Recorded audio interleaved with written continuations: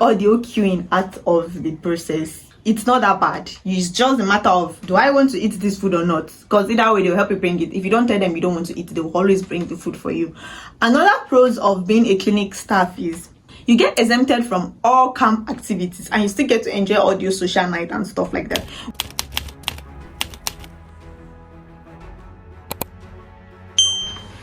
Hello guys, welcome back to another video.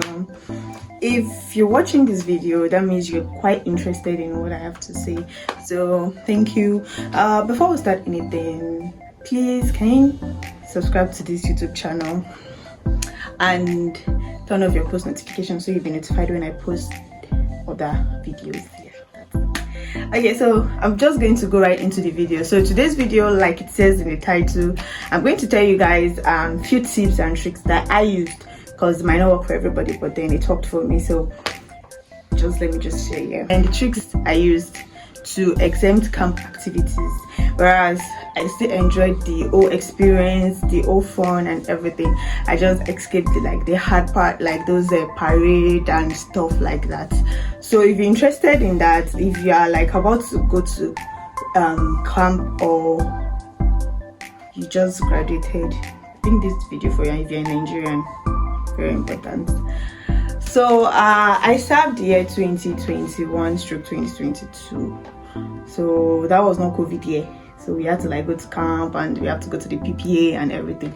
So I finished from University of Ilorin, which was in Kwara State, and I was posted to Ebonyi State. I've always known I didn't want to stay there because it's quite far from home, way far from home.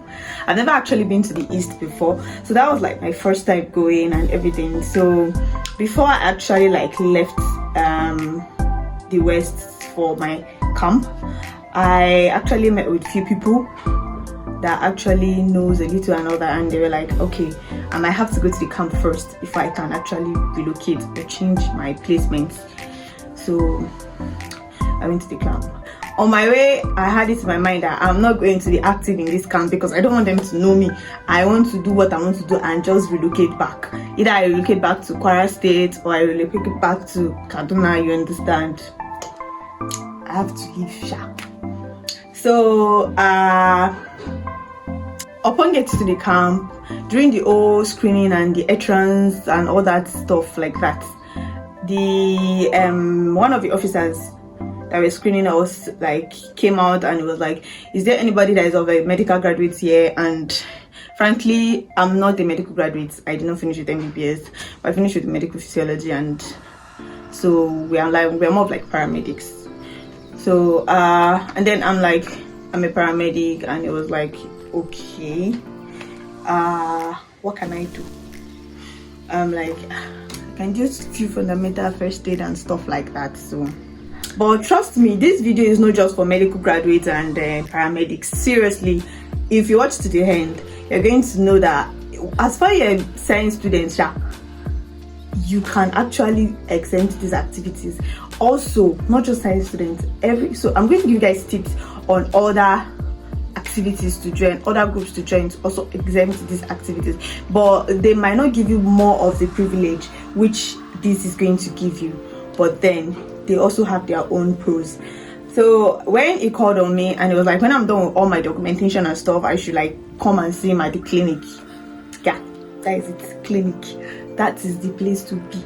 If you are going to camp, always make sure that even though you are not working, volunteer there. So you never regret it. So please, I might be using some words repeatedly. You won't judge me for that. Also, this video, I'm just saying this from my head. I never actually documented anything down, so sometimes I go off key, but don't worry, I'm going to come back to the matter at hand. So as I was saying, he told me to meet him at the clinic when I'm done with my documentation and stuff, so which I did.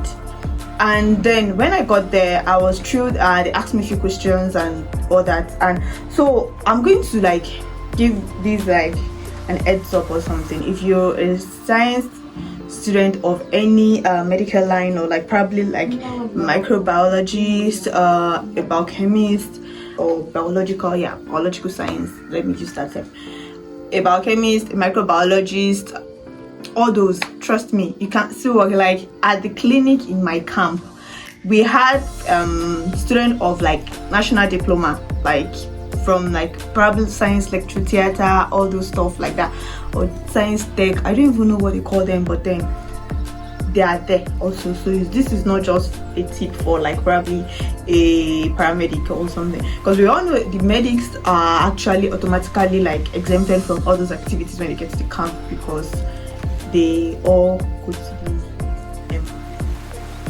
clinic here. So upon me getting there, I was asked a few questions and I was told to take some fundamental treatment, like the temperature, the respiratory rate, and then the pressure. So after taking that, I said I'll be working with the nurses, but I didn't actually later work with the nurses. In camp, I was the physiotherapist on duty, and trust me, this gave me like a lot of leverage. And consider the fact that I'm not even a physiotherapist, I'm just a physiologist.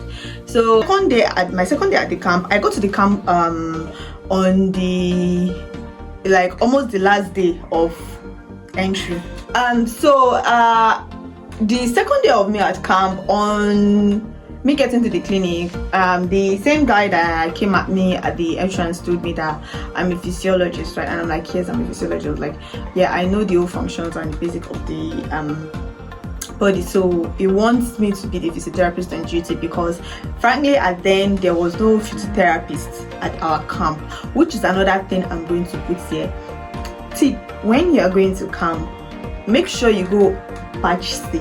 Why I'm saying this is that most inductions of medical professions are usually done in the beginning of the year, which is usually from January, mostly February to like August or thereabout. So during those time, that was when most medical personnel like enlist and go to camp. So those time, camp is always full with medical personnel. So most of those time, clinics don't normally need people to actually volunteer or work for them.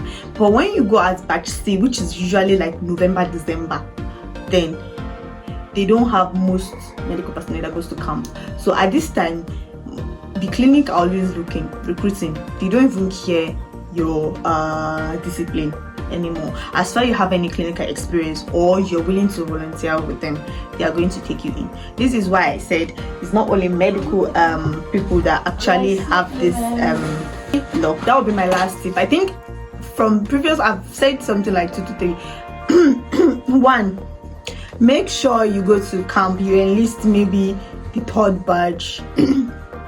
Yeah, if you want to. It's not immediately you finish you can go to the NYSC. You can actually choose your batch when you want to go. So it's more better to go in batch C. Secondly, upon getting there, make sure you are active even before entering, so that when they actually need someone, you can actually like come out and volunteer. Thirdly, you don't have to be waiting. You don't have to wait for them to actually need someone. You can go down there yourself, go to the clinic, ask them you want to volunteer, you want to work at the clinic. They will just have a few questions, and it's a very like easy question. It's not something that's hard, something that you can actually do. So why not? So those 3 tips, you can use that. And then now I'm going to give you guys the pros of working in the clinic. This is where those exemption of camp activities come to play. So if you're a clinic staff in NYSC camp, 1, you know all the queuing. I don't know if you know about this. Camp food is bad, yes, we know that, but then queuing to get that bad food is another thing. Like, it's like survival of the fittest. I don't know what it is in the other camp, but in the camp that I went to, the queue, as in you want to eat lunch like this, that is usually 12 o'clock. When the food is ready, it's better to go there like 5 to 10 minutes, unless you'll be queuing, and then at the end of the day, you might not even get the food safe. That's finished. So another pros of working in the clinic is 1, you don't have to queue. Your food get delivered. Like when it was like royalty, it was very interesting and sweet. I never even that was part of the privilege until I started working. So there is the lady that works in the clinic, and then also a staff from the kitchen that comes to get our flask whenever it's time to serve. So they come to get all the clinic staffs flasks, and then they bring the food for you. That one is very interesting. At least if you're the type that wants to save your money in camp, because mommy food, we spend money. Though I still spend money in the market because it's not all the foods I eat, but still you still save a lot, because when you take the whole queuing out of the process, it's not that bad. Just a matter of, do I want to eat this food or not? Because either way they'll help you bring it. If you don't tell them you don't want to eat, they will always bring the food for you. Another pros of being a clinic staff is you get exempted from all camp activities and you still get to enjoy all your social night and stuff like that. When I say getting exempted, what do I mean by that? Is one, the old parade stuff, you don't have to do it. Two, the waking early in the morning, oh my god, that is one I hate the most. Like seriously, it was a torture. Even though when you stay in the hostel, you have to stand up and leave as everyone else. It's not like when those soldiers come to wake you guys up, you can stay because you are working in the clinic. No, you have to leave. So once you leave, the only good thing is that you don't have to like go there and join the morning meditation or whatever they do at the parade ground. You can actually go to the clinic immediately, which is what I did when I was there. When they wake me up like 5 or 6 or whenever they normally wake up, I can't remember anymore, I take my bath, I'm always ready by like 4, because that is camp. Sometimes when I got there, the first night there, and I woke up like 2 o'clock and somebody else, I was so scared. I was like, what is this? Who is chasing this one? I don't understand. But then that is how they used to do. You see somebody taking their bath 2 o'clock in the night. Why? What is your problem? Who's chasing you? Me, I normally wake up like 4, 4:30, sometimes 5 o'clock. That is when I normally take my bath. So after sometimes I don't even take my bath and they chase me to the clinic, because the clinic, that would be the thought. Let me not just say that out. So once they wake me up in the morning, I'm already ready. I just pick my things, I go and pray Fajr, because you have to go to the mosque after I finish praying, because they give the Muslim people that privilege to go and pray before joining them at the meditation ground. So after I finish praying, I must to the clinic. I didn't even care. I will sleep till like after 10 sometimes. I said to God, it's always fun. Thirdly, the bathroom. I don't know what anybody of that must have told you about camp. The bathroom is horrible. The mistake I did not went to potty. I was even thinking that, okay, maybe when I get there, I'm going to buy potty, you understand, that type of thing, because I was told before I left, like, okay, the bathroom can be messy sometimes, so it's better to go with like a mobile toilet or something. I didn't even buy anything. But when I got there, I was a clinic staff, so the clinic has its own bathroom, and the stores were like, I think like 7 in my camp. And I think it's almost the same thing everywhere. And if you go to the good camps, it might even be better. So my camp was like one of the average camp in Nigeria, NYSC camp. Like if it's not even one of the bad, like it's just there. And then the place we camped, they said it's not like a permanent campground. It's like they were using one boarding school like that in Afikpo. So that place was bad. So clinic has its own bathroom. That is like the third pros. So the third pro, and I think that is like probably the last. I don't know. I'm still trying to remember. Like I said, I never actually dragged this down. I'm just saying this from what I can remember. So I'm so sorry if this video is long. And lastly, please, before I forget, if you're watching my videos in now and you've not subscribed to my YouTube channel, please, should I reach Calabash? Kindly subscribe to my YouTube channel, right? And click the post notification bell so that you can be notified when I post the next series. Because this video is going to be a series. I'm going to keep giving guys tips on how to navigate this NYSC life. Like seriously, it's hard. But then I've done it and I'm sure you can do it too. It's not that big a video. So you just need some tips and some hack to go about it. So in my next video, I might be talking about how to get your perfect PPA. Seriously, the groups to join in the camp to like land the PPA of your dreams. If you are the type that don't even want to serve in any workplace, the way to go about it at camp, like it's very easy. Like I said, I wanted to relocate and I did relocate back because I later served in Kwara State and I served in the PPA that I wanted. I never actually allowed them, they didn't even post me. I was the one that posted myself. So I'm going to give you guys a tip on how to get the PPAs of your dream also. So make sure to turn up the post notification bell so that you'll be notified when the next video drops. So lastly, on pros of working as a clinic staff, relocation and PPAs, which is going to be my next video. So make sure join one of these groups I'll be dropping down in my next video. If you can't join all of them, know somebody that knows somebody that is there, or be active in your platoon also. That's going to like help. So I hope you guys enjoyed this video, and if you really do enjoy the video, kindly give us a thumbs up. Oh my god, what's with the tongue twisting? You really enjoyed the video, kindly give it a thumbs up. That's what I want to say. Kindly give it a thumbs up so that YouTube can recommend it to other people that might need it. And then don't forget to comment if you have some questions and you want me to like talk about in my next video. Kindly like put in the comment section. I'm going to like either reply there, or I'm going to say something about it in my next video.